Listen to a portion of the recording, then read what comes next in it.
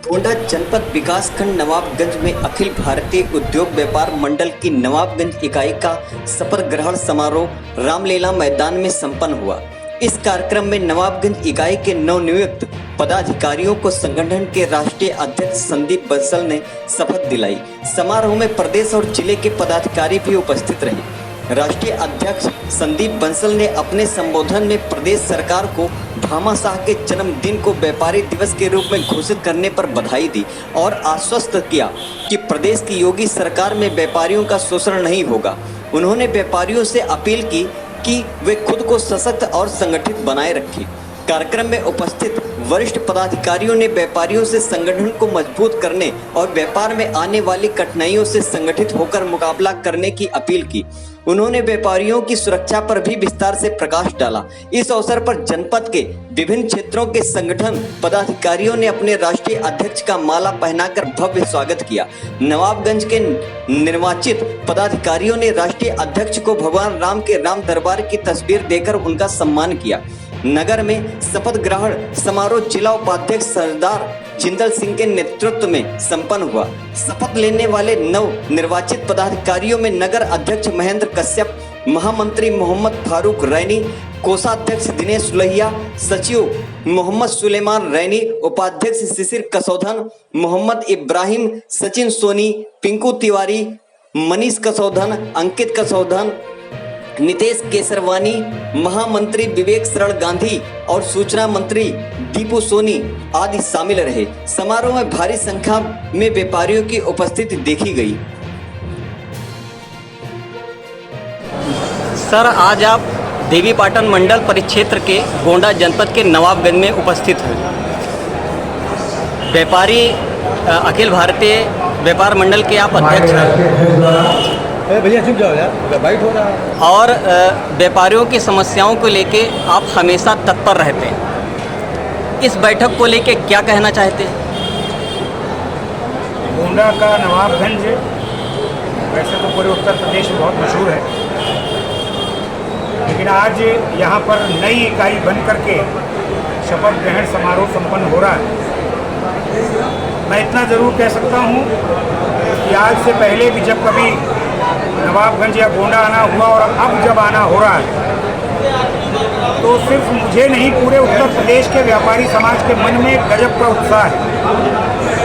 वो सम्मान जो स्वतंत्रता के 77 साल बाद भी व्यापारी को नहीं मिला, हम अपने को गौरवशाली महसूस करते हैं कि योगी जी की सरकार में वो सम्मान व्यापारी समाज को मिला।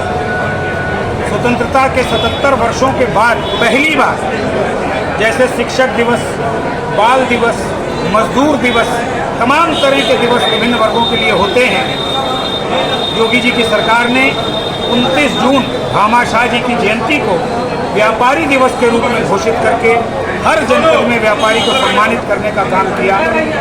मेरी नज़र में स्वतंत्रता के बाद ये व्यापारी की स्वतंत्रता है और आज गर्व से कह सकते हैं कि अब उत्तर प्रदेश में व्यापारी स्वतंत्र होकर, निर्भीक होकर के और बिना किसी डर के अपना व्यापार और उद्योग चला रहे। इसके लिए निश्चित रूप से संपूर्ण व्यापारी समाज पूज्य योगी आदित्यनाथ जी का आभारी है।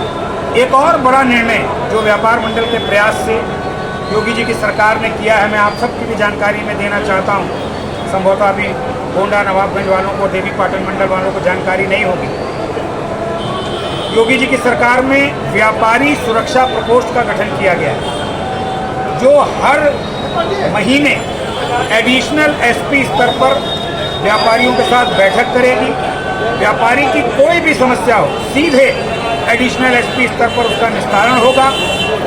जो आदेश डीजीपी के द्वारा हुआ है, माननीय मुख्यमंत्री जी के निर्देश पर स्पष्ट कहा गया है, किसी थाने पर, किसी चौकी पर कोई पुलिस वाला किसी व्यापारी के साथ शोषण और उत्पीड़न का व्यवहार नहीं कर सकता, और अगर करेगा तो निश्चित रूप से उसके खिलाफ कार्रवाई होगी। ये दो बड़े निर्णय जो योगी जी की सरकार में पिछले 3 महीनों में हुए हैं, उसके लिए पूरे उत्तर प्रदेश का व्यापारी योगी जी का आभारी है, योगी सरकार का धन्यवाद देता है। और हमारा प्रयास है कि सब जनपदों तक ये बात पहुँचे, प्रत्येक व्यापारी तक ये बात पहुँचे कि जिला प्रशासन के स्तर पर जिलाधिकारी और पुलिस प्रशासन के स्तर पर एडिशनल एसपी दोनों को ये संदेश है योगी सरकार का कि किसी भी स्तर पर व्यापारी, चाहे जूता सिलने वाला हो व्यापारी, चाहे लोहे का हो, चाहे लकड़ी का हो, चाहे सोने चांदी का हो, चाहे फर्नीचर का हो, कोई भी व्यापारी, उसके साथ कोई भी अधिकारी गैर असंवैधानिक व्यवहार नहीं करेगा, कोई शोषण की नीयत से काम नहीं करेगा। ये संदेश उत्तर प्रदेश की सरकार ने दिया है और निश्चित रूप से तमाम व्यापार मंडल जो हमारे सहयोगी साथी हैं उनको भी ये भाव मन में रखना पड़ेगा कि अब व्यापारी के शोषण के दिन समाप्त हो गए, व्यापारी के सम्मान के दिन। सर, अकेले चले थे 92 मंजिल, मगर लोग आते गए, कारवां बनता गया। आज आप की जो अखिल भारतीय व्यापार मंडल है ये काफ़ी विस्तृत है और कई जिलों में कार्य कर रही है, आप उसके अध्यक्ष हैं। अगर व्यापारियों का कहीं उत्पीड़न होता है, अगर कोई व्यापारियों को समस्या आती है, आपका जो है संघ, आप किस तरीके से उसकी मदद करेंगे? पहले तो मैं आपको जानकारी दे दूं कि कई जिलों में नहीं, कई राज्यों में अखिल भारतीय उद्योग व्यापार मंडल काम कर रहा है। जो हमारे राष्ट्रीय उपाध्यक्ष हैं जी, वो हरियाणा विधानसभा के अध्यक्ष हैं, पंचकुला के विधायक हैं, तो संभवतः कल परसों फिर से उनको टिकट मिलने जा रहा है, वो चुनाव लड़ने जा रहे हैं।